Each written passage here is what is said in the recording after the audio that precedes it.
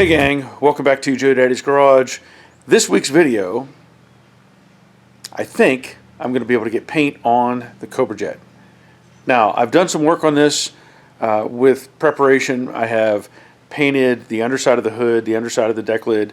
I've painted some smaller parts. I also have painted the top of the hood, the top of the deck lid, the top of the cowl, and there will be more to do with that, obviously.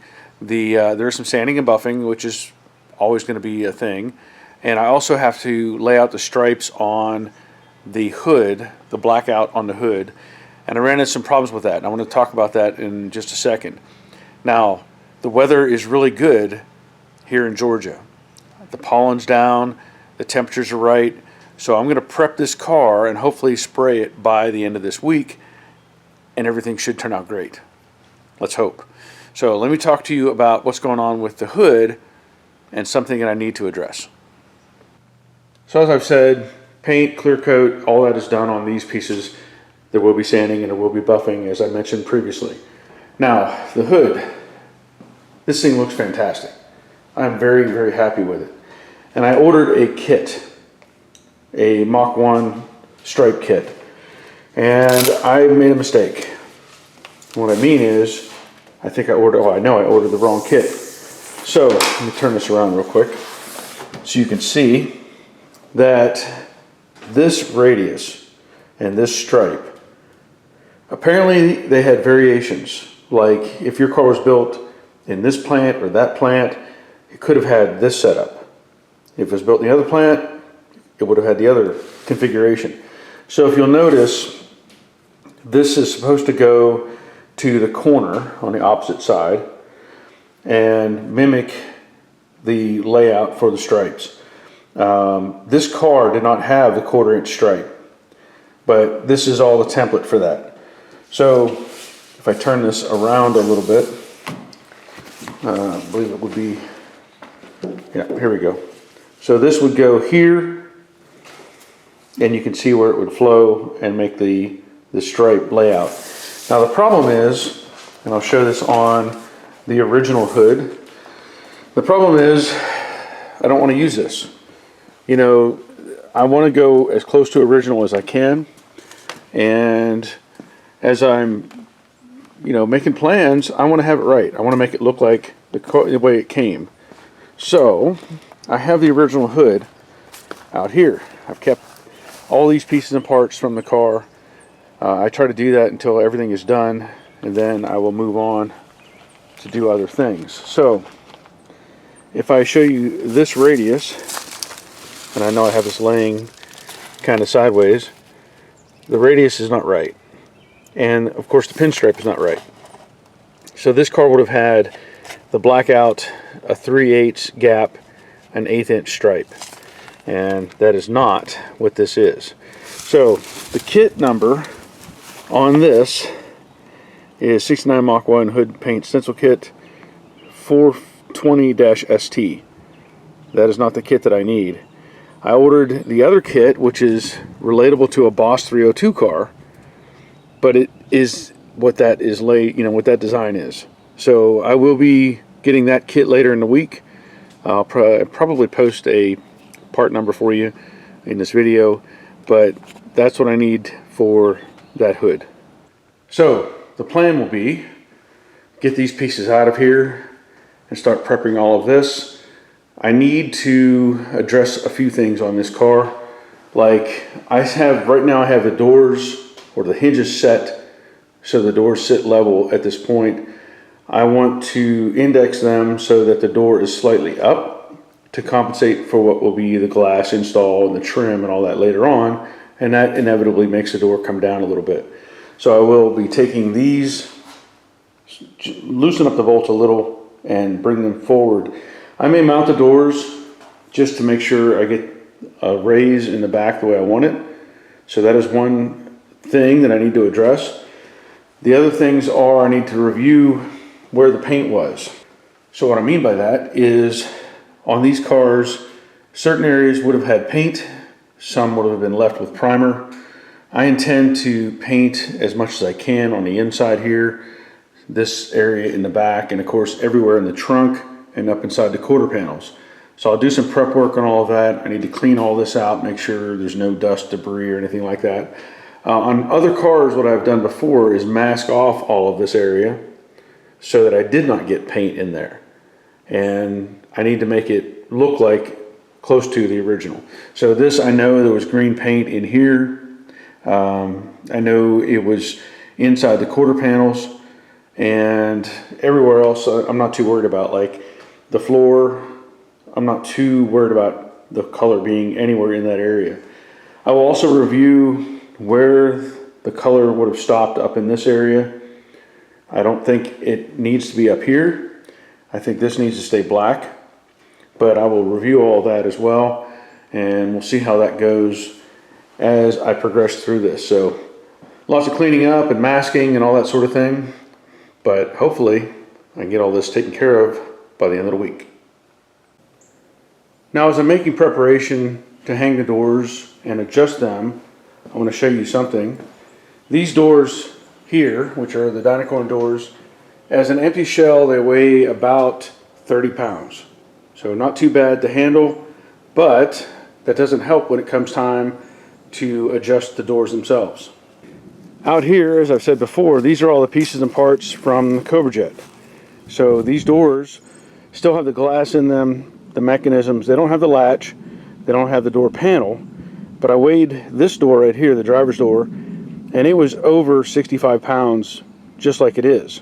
So you got to add some more weight for the interior door panel, the armrest, window crank, anything else like that, but about 35 pounds or so should do it. Let me show you what I'm going to do to address that. So when I worked for Delta, they would frequently throw away tooling that they no longer needed to use. And these are pieces that were used to heat treat burner cans in a high temperature furnace. I believe they're Inconel. And I managed to get a hold of some of these and hang on to them. And I think they're going to work perfect. I think they'll fit inside of the door opening. And 4 of these weigh about 31, 32 pounds. So I should be able to put those in the bottom of the door once it's on the car and adjust it up and down to make it line up with the quarter panel. We'll find out. So I don't want to bore you with useless information, but I want to show what I'm doing here with these doors. So when I install these, I always try to get everything lined up, get all the bolts in, and make sure everything is tight and make the adjustments that I need to do. So I have a little bit of a gap by the A-pillar, and then I cycle the door a few times and adjust from there. I also set the fender on so I could see how close I was to having the alignment correct. So right now I just use a screwdriver to hold it temporarily and get that out of the way.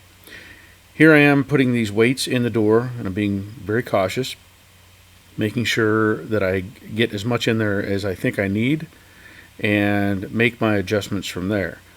Now these doors, that's a lot of weight. I mean, when you add this up, 65 pounds adds up pretty quick. So I'm loosening up the bolts, all but the bottom one on the hinges, and that way I can raise the upper section of the door and move the upper hinge forward so that it compensates for that spacing. As I said, I leave the bottom forward bolt pretty tight and just adjust from there, and then tighten everything back up after I get the adjustment to where I want it. I think that works pretty good. I now have the hinges locked down on the A-pillar where I want them to be. The door is not adjusted in and out very much. I mean, it's closed to where it should be, but it's not 100%. And with all that weight in there, now the door opens nice and easy.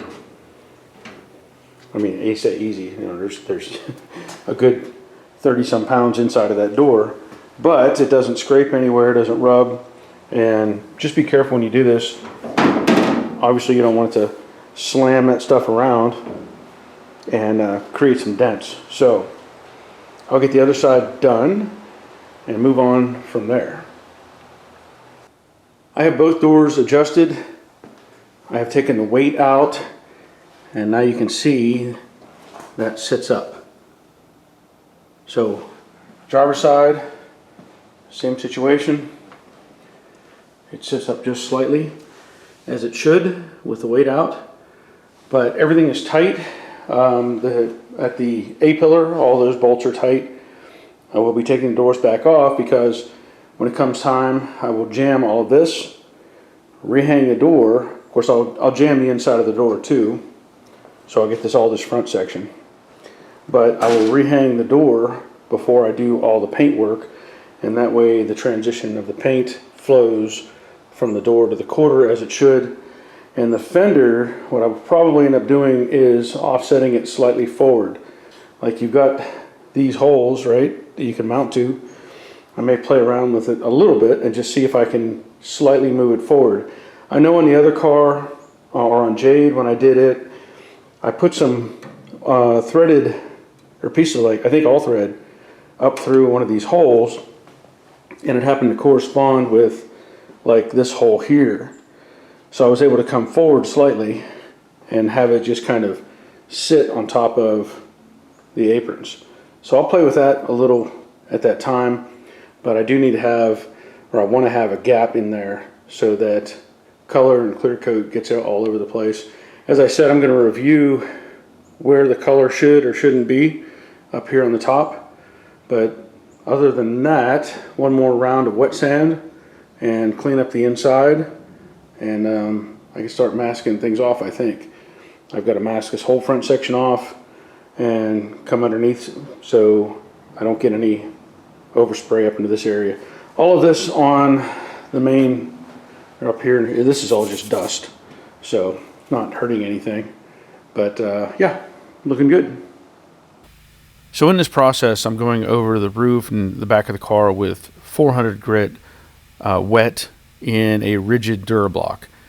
This just makes sure that I'm getting everything as flat as I can, and once I'm pretty happy with that, I'm going to swap out the block to a soft block, and this is like a Meguiar's foam kind of soft flexible block, and I'm also using 600 grit.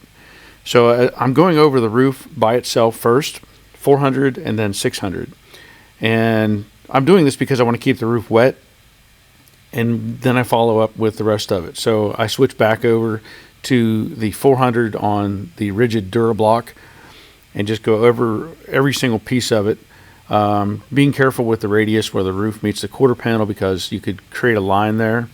And then I swap back over to the 600 block on the soft block, and that way it lets me push into these radiuses and these different areas. Now you can see I'm using the block, and then I'm using the rag here to wipe it down, and if I can feel anything with the rag, any kind of catch, I'm hitting it with the 600. So it's just a way to make sure you've got everything addressed when you're block sanding this stuff out. So I'm just feeling any kind of flaws with the rag and my hand at the same time. Same thing here, I'm using the 600 going over the main part of the door and just making sure everything is smooth and flat. Switch back over to the 600 block and then again use the rag, and it works. At this point I have the fenders sanded, the doors are sanded, the quarters, the roof, the tail panel, everything is sanded that is a major body panel.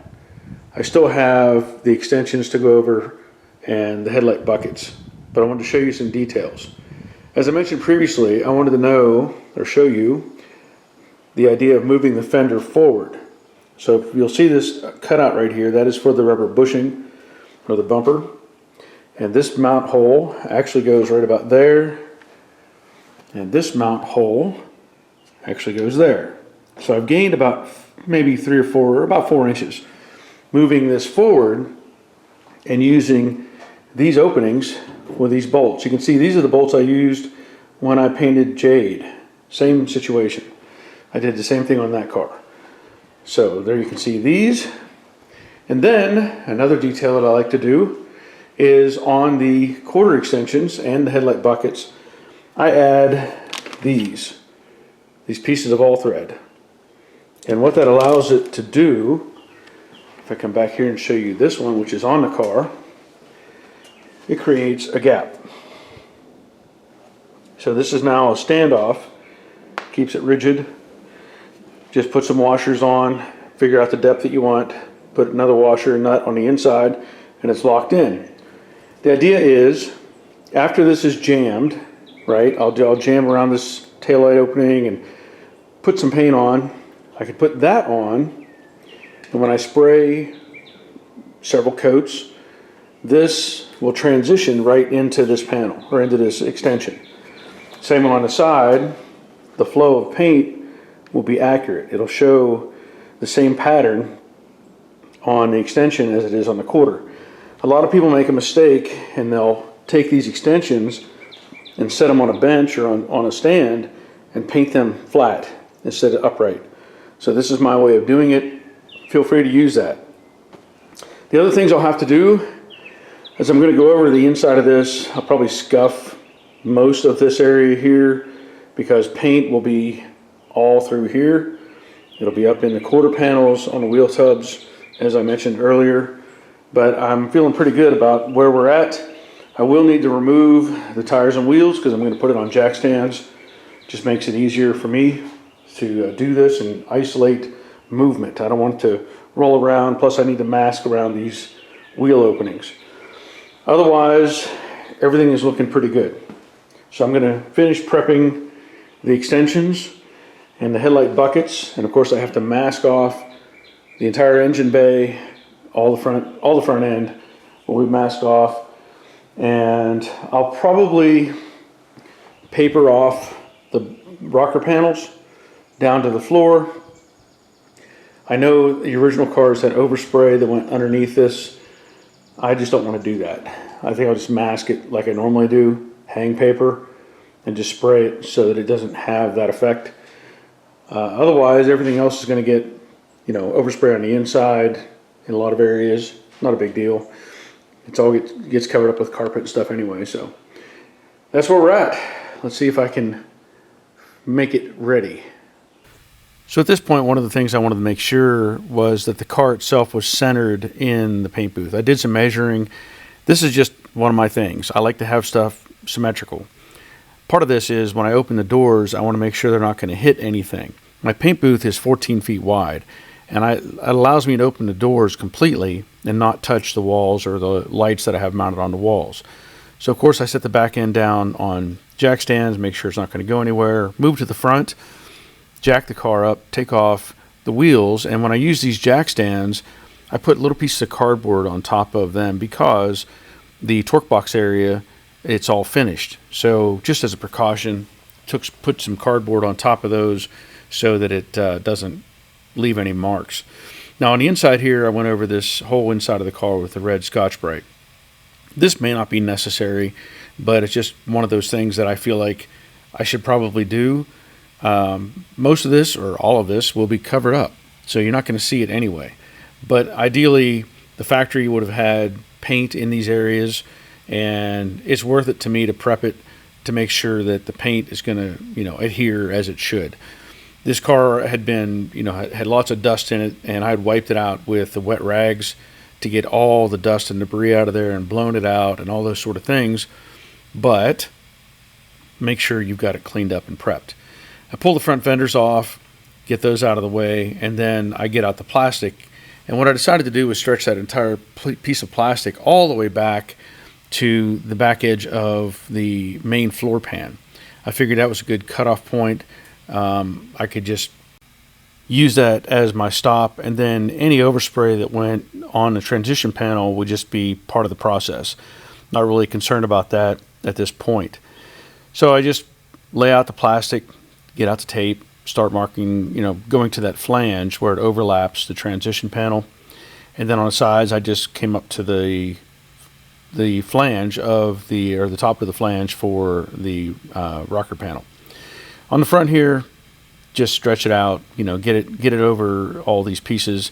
And then I ended up cutting it with some scissors so that I could bring it down without having it stretch and be too much of an overlap, let's say. So I just taped it to the flange around the air box, and it works out really well this way because the paint can just stop at this point. And on the rocker panel, I just let it kind of flow wherever it ended up because it's going to need some paint there anyway, and the fender covers it, so it'll be all good. Now here I'm back masking the arch for the wheel well, And the reason I do this is you can easily take paper and stick it to the tape. So you just take the paper and push it up against that piece of masking that you have there, and it'll just stick to it. So you don't have to worry about trying to make the paper come back the other way. So you already have a paper flange to work with. So I just continue masking it off. And it's, you gotta lay down sometimes, get on the floor, and make this paper do what you want it to do. Also, I did the back masking on the bottom of the rocker panel, and I'm using the tape to tape method here, and just making sure that it's all secure, adding paper as needed to fill in any gaps and that sort of thing. Again, lay down on the floor, get some dirt on you. Now, up here in the front, because the plastic can flutter, I want to use paper as a stop for that. So I'm just stretching some paper out and laying it close to the flange for the fender, and just adding some more paper in the middle here just to keep the plastic from fluttering from the flow of the air. So that's about all I do for the masking process. Now I know you saw a lot of time lapse, and I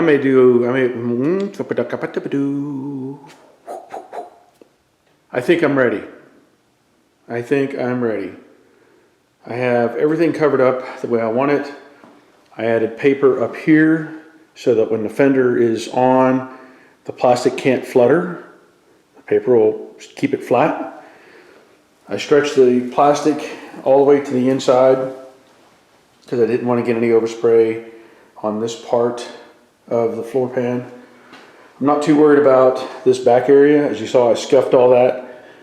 The idea is, again, to get paint up on the wheel houses and in the back section there. If it gets some overspray, that's fine. Of course, the jambs, everything's going to get painted. And I have paper all over the place. Now, one of the ideas that I had as I was doing my dry run with the paint gun, I realized I want to get paint in here, and I want to get it up as much as I can underneath here. Now when you're doing that, you have to get the hose in and the gun. So, bringing the hose up over the top, down in and back up could be a problem.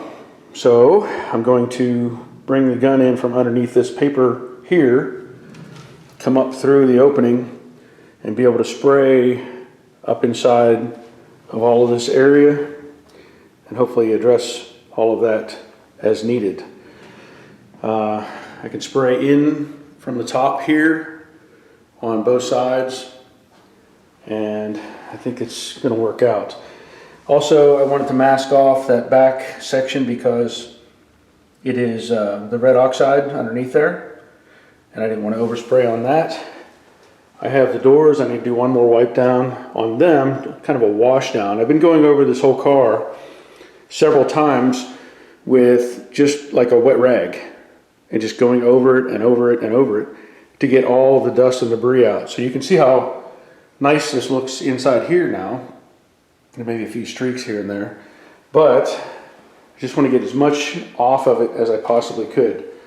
The fenders are all wiped down, and I'll probably go over them one more time anyway with the wet rag. And of course it'll all get degreased, tacked, all those sort of things. I think I should be able to film most of this. We'll find out. But I'm looking forward to getting this sprayed tomorrow.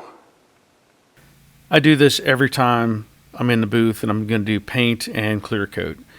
Little spider webs here and there, dust pieces, clinging to the wall, cleaning off the fan and blowing it all out. It's all part of the process to try to get as clean a paint job as I possibly can in this booth.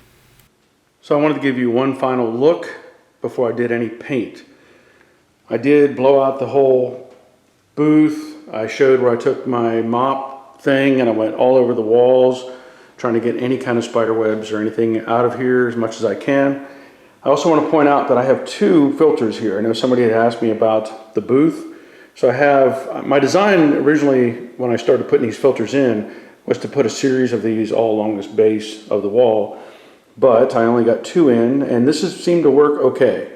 What this does is allow some of the air from the front of the main shop, and I have 2 of the windows open on the side with screens in them, and so air will come in from there. Some of it will come through this door, no way around that, and some of it will come through these filters. Now in the past, I had a problem with the back area here not drying fast enough. Even with the 2 fans pulling, the air came in through the door only, went across the front of the car or vehicle and over to those fans, and this back section never really dried fast enough. So I added this filter here, or the idea was to add a couple of those, and I put 1 in, and hopefully that allows air to flow more straight across and out that box fan. Now some of the other things I want to show you is I taped down the paper to the floor, so all that's hopefully not going to blow around or move anywhere. I have wiped this down with wax and grease remover. Of course, I had said before I wiped it down with water, and it's probably about as clean as you're ever going to get a car, so I'm going to leave it at that. Now what I want to do in the process is I will spray color in these door jambs here. I'm not too worried about the rest of this right now. I can get that with the door open, and I will put some color here around the quarter opening or end of the quarter, and then I can set the extensions on. And I'm also going to take the doors and spray the front face of the doors so they have color in them. Try to get all that taken care of, and then I'll bolt those on. From there, it'll be the normal process of spray and pray, right? I also will wet down the floor in the paint booth, and I may even put some water out here. I've blown this whole shop out, and I'm not going to go through the steps of mixing. I've done that many times. I am using Deltron NXT Black Jade Poly. I've got new air filters to go. I've got exterior filters. I'm using DCU 2021 clear coat, and that's where we're at. So I'm not going to go through any of the mixing stuff because you've seen it before. This mixes 1-to-1, and you can follow the instructions for all this other stuff. Now the reason for that is I just don't have time. Once I start spraying, I've got to have paint mixed up and ready to go, and I'm not going to go back and forth and make it difficult. One more thing I wanted to show you up front here. I bought this yesterday at Harbor Freight.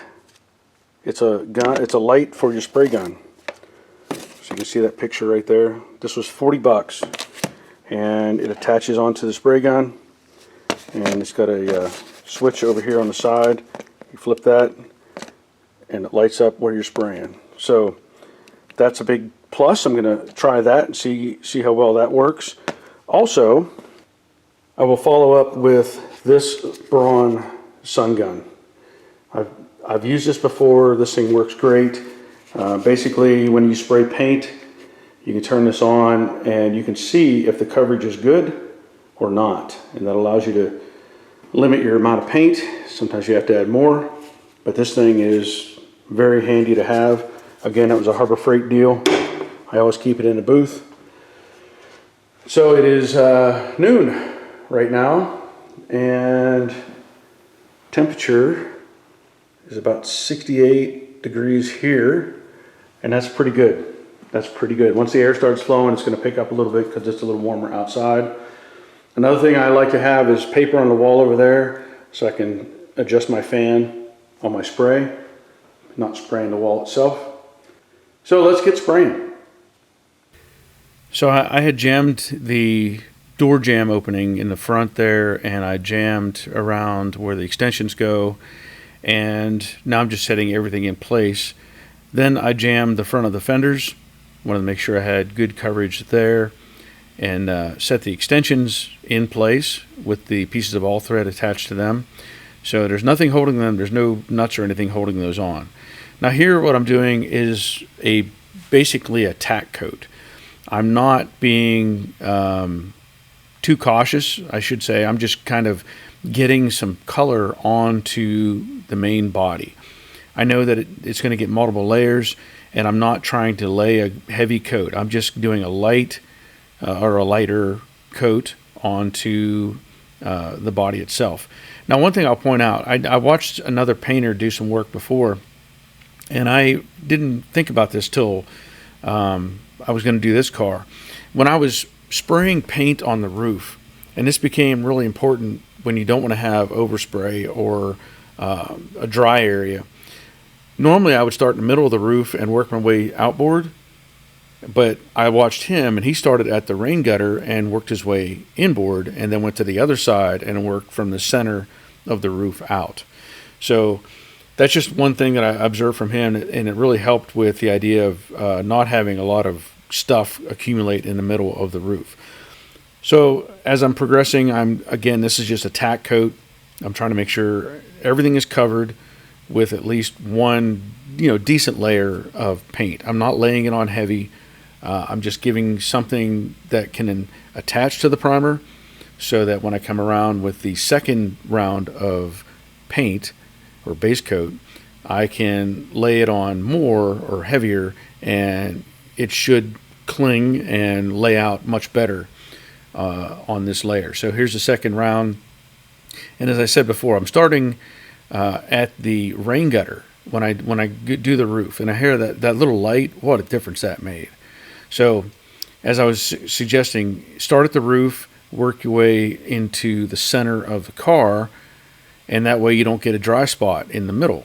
While that's still wet, I go to the other side, reset, and set do the windshield opening, and then continue on with that spray.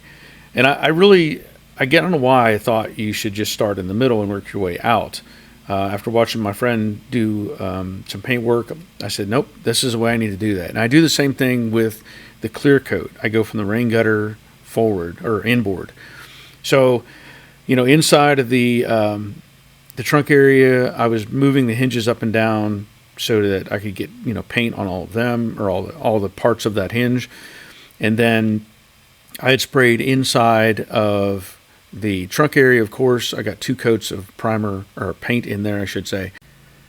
Now the door jambs and the bottom of the doors, I only sprayed 2 coats of paint in there. I knew that there would be plenty of coverage with this color, and so I did not bother doing a third round inside of the door jambs themselves. So always make sure you get like the back flange for the door, where the felt would go, the weather stripping felt. Make sure you spray that from the inside before you do the rest of the door, and that way you have that covered just in case you can't get it from the outside. So I'm going over the rocker panel, the bottom of the door, and the wheel arch openings, and you just have to be consistent. So what I do is, when I start in one spot, I try to choreograph it so that I realize or recognize, okay, I started at this side and I went to this point, then I went to the other side and I went to this point, and I go back in my mind and I recycle that, or go through that same process again, so that my timing is the same and the flow of paint will work out the same. This way you don't get like a dry area, the paint is staying wet for a period of time. So the third coat, I did the same process. Start, same point, same location, double check my gun, and do it all over again. Same thing, repeat. Start at the drip edge or drip rail, work my way to the center of the roof, come around to the other side, and go from the center of the roof back to the other drip rail. I'd also forgotten to turn the gun on when I first started, or the light on when I first started on the other side, but I turned it back on here, and just be consistent. Keep doing the same process over and over, as long as you're happy with how it's turning out. You see, I did not open the doors. I decided that I was just going to do the main outside of the car, and I also walk the car. And what that means is I am running the same layer of paint from front to back, from the quarter to the door to the fender. And I stop at the front and the back, and I just take care of the short sections of the fender and the quarter, and then continue to work the main section of the door and the quarter panel and the rocker panel. Go over the back of the car, and I was really paying a lot of attention to the taillight openings, because those are really tough to get. If you're just kind of blowing it gently at the car or at those openings, you're not going to get good coverage. So I was being dedicated to the corner radiuses of those openings. Same thing on the driver's side. Walk the car, get that color all the way through.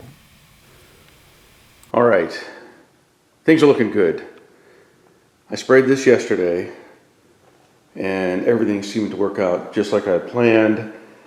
I came back and looked at some things. I realized this had a little flutter to it when I was spraying, so I'm laying tape underneath or on top of this plastic to help calm it down a little bit. Otherwise, everything laid out really nice. Color looks good. I don't see any issues.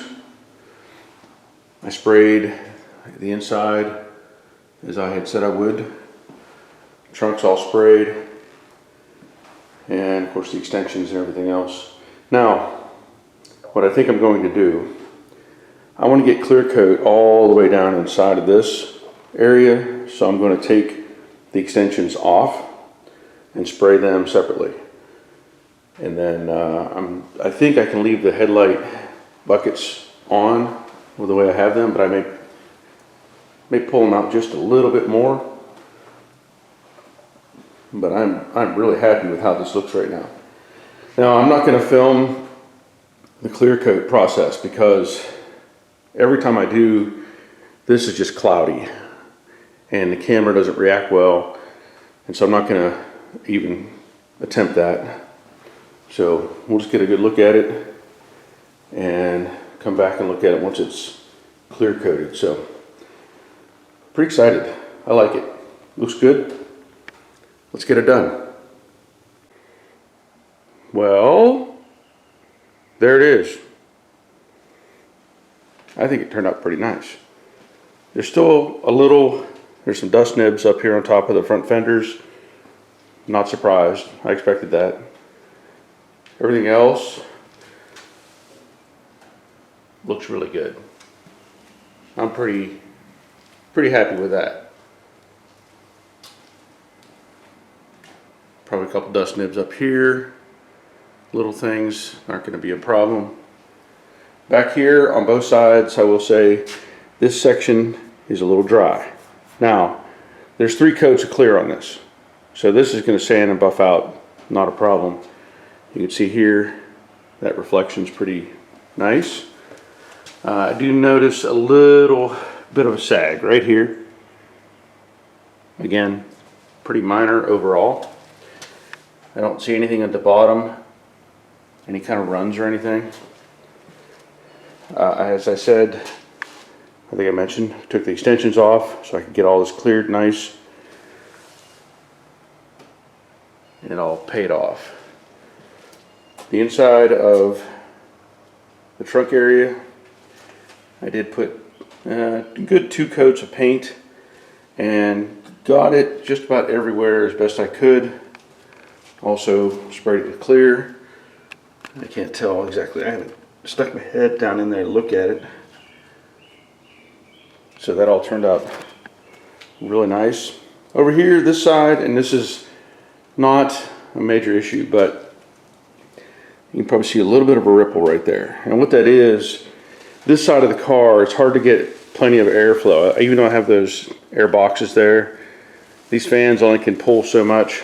And so as this sits and basically this clear coat settled down a little, created this spot right here, and that'll sand and buff out. I mean, I can't complain. I expected a lot more runs. I did. Because I've only shot this clear, well, this time. This is, other than doing it on the other panels, and there's a guaranteed run right there. So, Little glare. Pretty minor. I did inside the door jambs, front of the doors on both sides, rocker panels, B-pillar, and of course the bottom of the doors. So pretty happy, I have to say. This is the most stressful thing for me to do, is paint. And to have just these minor, what I consider minor issues, I'm excited about it. Extensions, stood them up. I think there's like one little potential run right there, and that's just because that's a kind of a sag point. Everything else turns out really nice. So I'm gonna let this cure probably maybe up to a week. I don't know yet. I want to make sure it's good and hard so I can wet sand it, do a buff, sand and buff, get everything right. And yeah, I'm pretty happy. I may not sound like it, but I'm pretty happy with this. So hopefully this video comes out. I've been having trouble with my computer. I had bought a new computer last year, and it did a Windows update, and then it crashed. So I can't access anything. It's actually at the computer shop right now. Hopefully they can save some stuff. I don't know. I do have my laptop, which also has my editing software. It's I had to update it because I haven't used it for that purpose in quite some time. So I'm going to try to edit this video on that laptop, see if it works. But man, whew, this part stresses me out more than anything else that I do. I would rather cut a car in half with a cutoff wheel and weld it back together than to do the paint work. I guess the results are because I stress over it so bad. That's why it looks as good as it does. It could look better, obviously. For a home garage paint booth, really can't complain, But anyway, I want to thank y'all. Leave a comment, leave a thumbs up. Let people know these videos are out there. I get more and more people that are commenting like, I didn't know this was here. I didn't know you did this stuff. There's a lot of that going on. And I've been on YouTube for years and years and years, and honestly, as I said it before, I probably wouldn't want to do this on YouTube anymore if it weren't for my patrons. They are the ones that keep me going. If I relied on just YouTube, I couldn't afford to do this. It just takes too much time, too much effort. But because of the patrons who support me off-site, I'm able to put these videos out, and a lot of them, that's what they want me to do. They want me to keep putting these videos on YouTube because so many people get to use them and take advantage of the information that's out there. So if you're interested in becoming a patron, there's a link in the description below. There's also a link for the paint gun that I used, Master Pro 88, and various other links that'll be there as well, including one for the Yes Welder that I just, a referral point for Yes Welder, since I started using their latest DP200 again, or DP200 welder. So that'll be in later projects. But that'll be it for this video. So until next time, take care of yourselves. See ya.